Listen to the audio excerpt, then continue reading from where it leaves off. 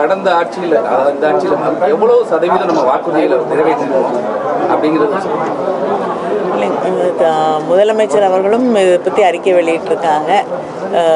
உங்களுக்கே தெரியும், ஊடகத்தோடு 2 அமைச்சர்கள் அமர்ந்து அதுக்கான ஒரு ப்ரெஸ் மீட்டும் கொடுத்து இன்னைக்கு வரைக்கும் கிட்டத்தட்ட தேர்தல் அறிக்கையிலே 400க்கு மேலே 500 தேர்தல் வாக்குறுதிகள் வழங்கப்பட்டிருந்தா கிட்டத்தட்ட 500க்கு மேலே 505ல் 400க்கு மேலே எல்லாமே நிறைவேற்றப்பட்டிருக்கு.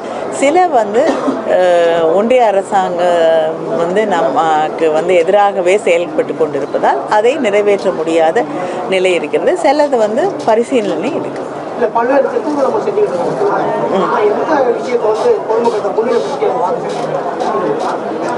எல்லா விஷயங்களையும் தான் முன்னிலைப்படுத்துகிறோம்.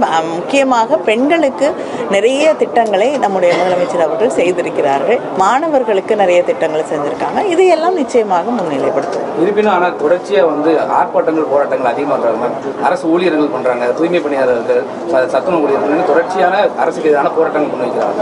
இல்லைங்க, அவங்களுடைய கோரிக்கைகளை வலியுறுத்தக்கூடிய ஒரு நேரம் இந்த நேரம். அதனால அதை வலியுறுத்தி கொண்டிருக்கிறோம். ஒவ்வொன்றாக அவங்களுடைய கோரிக்கைகளை நம்மளுடைய முதலமைச்சர் அவர்களும் அவர்களை அழைத்து பேசி தீர்த்து கொண்டு தான் இருக்கிறார்கள்.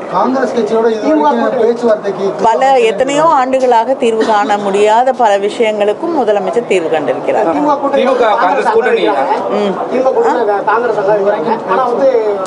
ஆட்சியில பங்குங்கிற விஷயத்தை திமுக உள்ள பிரமுகர்கள் முக்கியமா நல்லா பேசிட்டு வராங்க. இது முற்றுப்புள்ளி வைக்காம இல்லைங்க, தனி நபர்கள் பேசுவதற்கெல்லாம் ஒரு கட்சி பதில் சொல்லிட்டு இருக்க முடியாது. திராவிட முன்னேற்ற கழக தலைமைக்கும் காங்கிரஸ்ல இருக்கக்கூடிய தலைமைக்கும் ஒரு இணக்கமான நல்லுறவு இருக்கிறது. அதனால கூட்டணிக்கு எந்த பிரச்சனையும் இல்லை.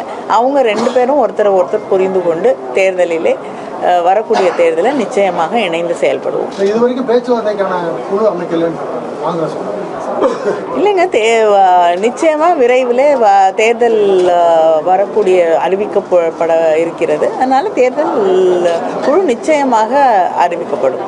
சர்வீஸ் கமிஷன் தேர்வு குரூப் 2 எக்ஸாம் கடைசி நேரத்தில் தேர்வு ரத்து செய்யப்பட்டது.